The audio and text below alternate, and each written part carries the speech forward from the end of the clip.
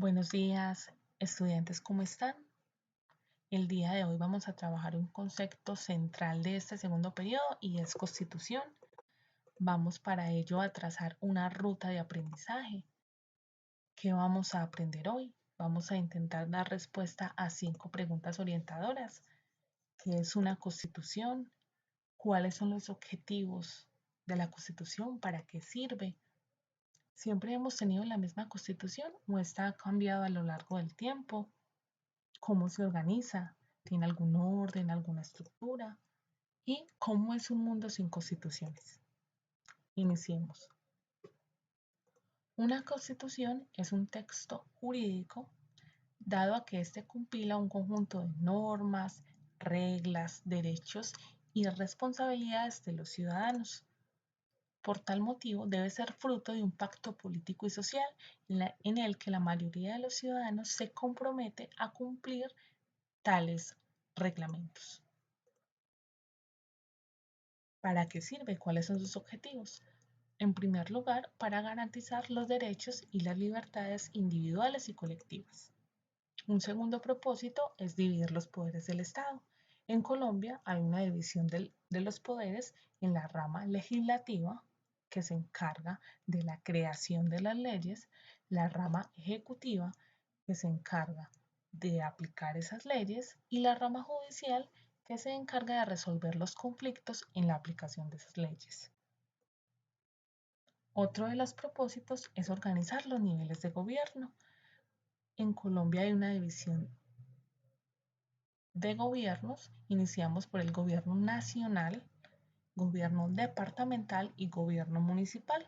Cada uno de esos gobiernos tiene sus respectivos órganos administrativos y políticos, pero cada uno sigue las directrices del gobierno nacional, que está dirigido por el presidente de la República.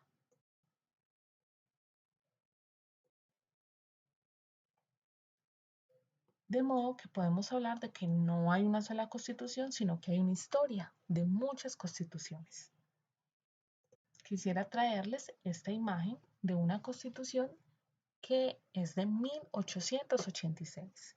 En su preámbulo dice lo siguiente: en nombre de Dios, fuente suprema de toda autoridad. Esta constitución nos habla que en 1886 era un Estado católico y bajo esas directrices gobernaba a todo el conjunto de la población. Sin embargo, no solo hemos tenido la de 1886, hemos tenido 10 constituciones. La primera es la Constitución del Socorro, la segunda, Federación de las Provincias Unidas de la Nueva Granada, la tercera, Constitución de Cúcuta. En 1832, Constitución neogranadina. En 1843, la Constitución Política de la República de la Nueva Granada. ¿Qué nos indican esas constituciones? ¿Siempre nos hemos llamado Colombia o hemos tenido diferentes nombres? Revisando las constituciones, podemos evidenciar que Colombia ha tenido diferentes nombres, pero ¿eso a qué se debe? En primer lugar, al contexto político y económico de la época. Todo el siglo XIX está marcado por una profunda inestabilidad por los diversos sectores políticos, inicialmente santanderistas y bolivaristas, posteriormente liberales y conservadores. Estos grupos en contienda, el grupo vencedor lo primero que hace es establecer una constitución, porque en esa constitución se indica cómo se desea gobernar a la población, cuáles son los intereses y cuáles son los objetivos.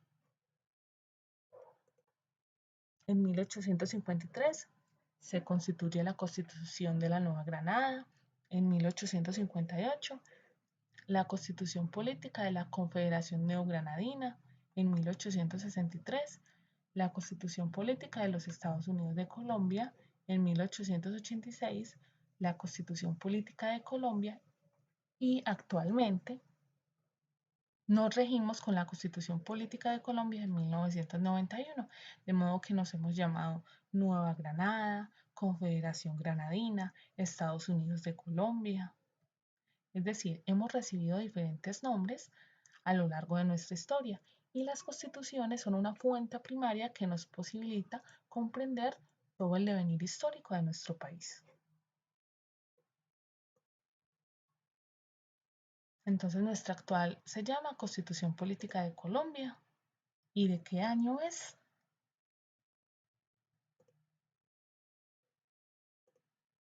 Nuestra Constitución cuenta con una estructura, un orden, cuenta con un preámbulo, 13 títulos. Esos títulos se componen de 380 artículos constitucionales y de 67 artículos transitorios. ¿Cómo sería un mundo sin constituciones?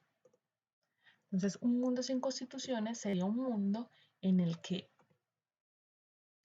no hay restricción a las libertades y los poderes son ilimitados. Por ejemplo, la monarquía, en el que el poder recae sobre el rey, o la dictadura, en el que el poder recae sobre un dictador.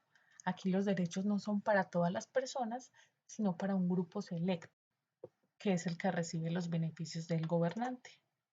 O la anarquía, donde no hay ningún gobernador, sino que prevalece el interés individual, aunque cause daños o perjuicios en los demás. Volvamos nuevamente a lo aprendido.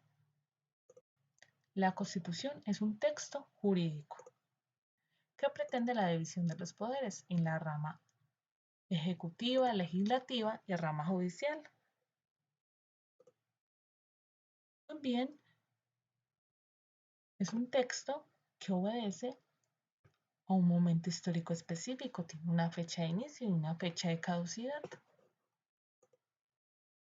Y finalmente, nuestra Constitución, que es de 1991, establece que Colombia es un Estado social de derecho.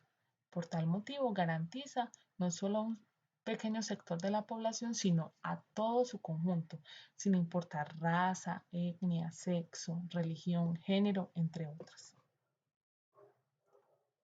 Gracias. Hasta luego.